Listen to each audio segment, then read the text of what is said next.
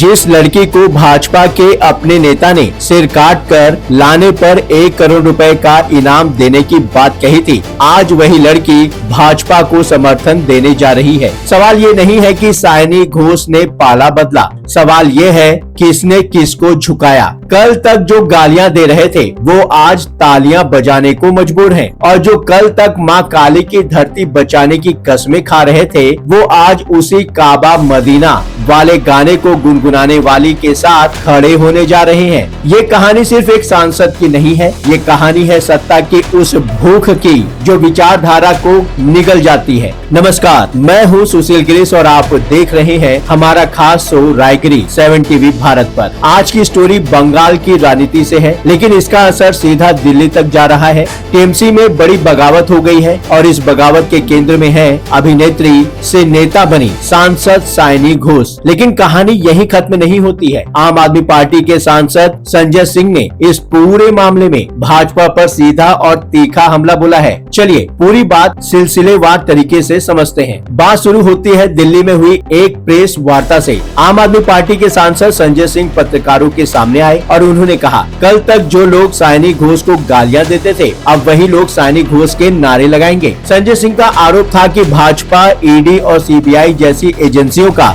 दुरुपयोग करके विपक्षी पार्टियों के सांसदों को तोड़ रही है, बिल्कुल वैसे ही जैसे पहले टीएमसी और दूसरी पार्टियों के साथ हुआ। अब समझिए असली मामला क्या है। रिपोर्ट्स की माने तो टीएमसी के करीब 19 से 20 लोकसभा सांसदों ने लोकसभा अध्यक्ष ओम बिरला को चिट्ठी लिखकर कहा है कि वो अब एनडीए सरकार को समर्थन देंगे। इस बागी गुट का नेतृत्व कर रही है काकोली घोष दस्तीदार, जो कुछ हफ्ते पहले ही पार्टी के सभी पदों से इस्तीफा दे चुकी थी, और कहा जा रहा है कि यह बगावत पहले से ही सोच समझकर तैयार की गई थी। इस लिस्ट में जो नाम सामने आए वो किसी को भी चौंका सकते हैं। सायनी घोष, यूसुफ पठान, जून मालिया, शत्रुघ्न सिन्हा, शतावती राय, पार्थ भौमिक, मालती राय और कई दूसरे बड़े नाम, ये वही सांसद हैं जो ममता बनर्जी के सबसे करीबी माने जाते थे और भाजपा के सबसे तीखे आलोचक रहे। और इसी वजह से संजय सिंह का गुस्सा समझा जा सकता है, क्योंकि सायना घोष का नाम इस लिस्ट में होना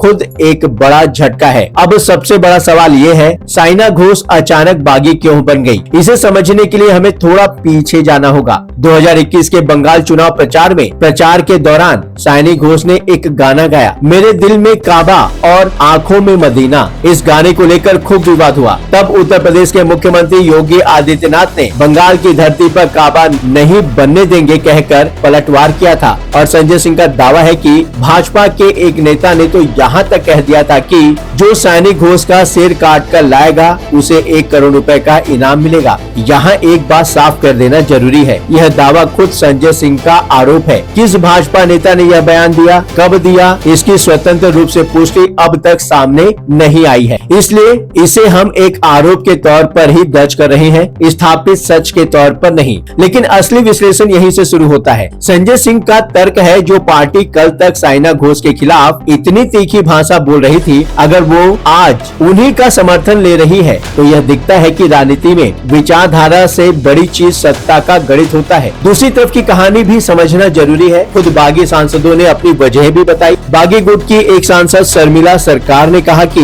वो ममता बनर्जी के नेतृत्व में काम नहीं कर पा रही थी और काकोली दी के नेतृत्व में एक अलग गुट बनाया गया है जो बंगाल के विकास में मदद करेगा। काकोली घोष दस्तीदार का कहना है कि वो पार्टी के काम करने के तरीके से असंतुष्ट थे। रिपोर्ट में यह भी सामने आया है कि कुछ सांसद भ्रष्टाचार के आरोपों, ममता बनर्जी के भतीजे अभिषेक बनर्जी के इर्द गिर्द बढ़ती सत्ता की केंद्रीयता और अपने इलाके में बढ़ते जन विरोध से भी परेशान बताए जा रहे हैं। कुछ का यह भी मानना है कि सत्ता पक्ष के करीब आने से संभावित कानूनी कार्रवाई से बचाव मिल सकता है। यानी तस्वीर जितनी सीधी लग रही है उतनी है नहीं। अब जरा कानूनी पहलू भी समझ लीजिए, क्योंकि यही असली खेल छिपा है। टीएमसी के लोकसभा में कुल 28 सांसद हैं। दल बदल कानून के तहत किसी गुट को पार्टी से अलग मान्यता पाने के लिए कम से कम 1/3 यानी कि करीब 19 सांसदों की जरूरत होती है। बागी गुट का दावा है कि उनके पास यह संख्या पूरी हो चुकी है और अगर लोकसभा अध्यक्ष इसे मान्यता दे देते हैं तो ये गुट टीएमसी के निशान और नाम पर भी दावा कर सकता है। टीएमसी नेतृत्व इस दावे को सिरे से खारिज कर रहा है, खासकर इस बात पर कि क्या काकोली घोष दस्तीदार अब भी पार्टी की चीफ व्हिप मानी जा सकती है या नहीं। इस बीच टीएमसी सांसद कीर्ति आजाद ने आरोप लगाया कि सांसदों को डराकर और धमकाकर तोड़ा जा रहा है। संजय सिंह ने भी इसी सुर में कहा कि भाजपा ने अपराधी हो, चोर हो, डकैत हो, सब भाजपा में ले आओ वाला रवैया अपना लिया है। यहाँ भी यह स्पष्ट कर देना जरूरी है, किसी सांसद को पैसे देकर तोड़ने के दावे जैसे 10 लाख 50 लाख रुपए की बातें अभी तक स्वतंत्र रूप से सत्यापित नहीं हुए हैं। यह आरोप राजनीतिक बयानबाजी के तौर पर सामने आए हैं, सबूत के तौर पर नहीं। अब असर की बात करें तो ममता बनर्जी के लिए यह झटका कई मायनों में बड़ा है। साइनी घोष सिर्फ एक सांसद नहीं थी, वो टीएमसी की युवा शाखा की अध्यक्ष भी थी और कभी ममता बनर्जी को भविष्य की प्रधानमंत्री बताने वालों में से सबसे आगे रही। उनका यह यू टर्न पार्टी कार्यकर्ताओं के मनोबल पर सीधा असर डाल सकता है। जादवपुर जैसी सीट से जुड़ी साइना घोष की यह बगावत बंगाल की जमीनी राजनीति को भी हिला सकती है, खासकर आने वाले विधानसभा चुनाव से पहले। और दिलचस्प बात यह है, साइना घोष ने खुद अभी तक मीडिया के सामने कोई सीधा बयान नहीं दिया। उनका कहना रहा है कि वो जवाब अपने क्षेत्र की जनता को देंगी, मीडिया को नहीं। तो दोस्तों, साफ है कि बंगाल की राजनीति में जो तूफान आया है उसकी लहरें दिल्ली तक महसूस की जा रही हैं। संजय सिंह का आरोप है कि ये सब डर और बदलाव का खेल है। बागी सांसदों का कहना है कि ये असंतोष और बदलाव की चाहत है। सच कहीं इन दोनों दावों के बीच में छिपा है और वो सामने सिर्फ वक्त के साथ ही आएगा। राजनीति में अक्सर कहा जाता है, वफादारी वहीं तक होती है जहां तक कुर्सी की रोशनी पहुंचती है, उसके आगे हर रिश्ता अपना रास्ता खुद चुनता है। कल के दुश्मन आज के साथी बन जाएं, ये बंगाल की राजनीति का नया अध्याय है। आने वाले दिनों में ये कहानी और कितने मोड़ लेगी, ये देखना अभी बाकी है। अगर आपको यह एनालिसिस पसंद आया हो तो इस वीडियो को लाइक करें, अपनी राय कमेंट में जरूर बताएं और चैनल को सब्सक्राइब करना ना भूलें, ताकि बंगाल की हर बड़ी खबर की तह तक हम साथ में पहुंच सके। इस विषय पर आपकी अपनी क्या राय है, हमें कमेंट करके बताना ना भूलें। मिलते हैं अगली वीडियो में, तब तक के लिए नमस्कार।